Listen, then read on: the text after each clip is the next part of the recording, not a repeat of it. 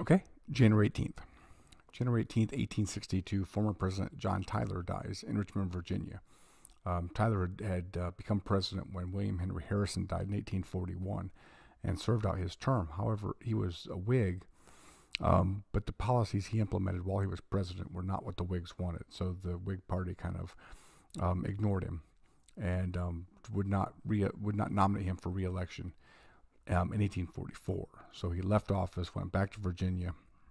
He renamed his home, which had been called Walnut Grove, to Sherwood Forest in honor of Robin Hood, because he'd been outlawed by the Whigs. So Sherwood Forest became the name of his home. Back in Virginia, the locals, largely Whigs, in order to mock him, kind of elected him to be the roads manager, or the roads overseer. And to their surprise, he took the job seriously, and he basically made them allocate their slaves to do road repairs. And he kept doing this even after they told him to stop doing it. So, kind of interesting. Um, he was left behind the Whig Party, but then when the Civil War broke out, or before the Civil War, he was brought back in to help negotiate with the Union in the northern states.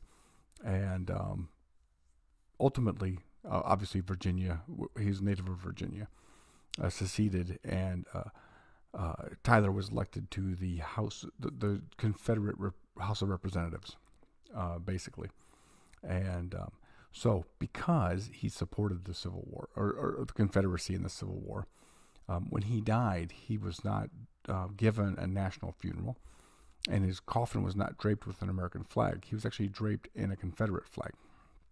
So, the only president to not be draped in an American flag.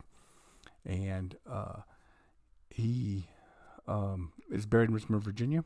He wanted a simple monument, but Jefferson Davis insisted on a major monument. So there in Hollywood Cemetery in Richmond is where he's buried.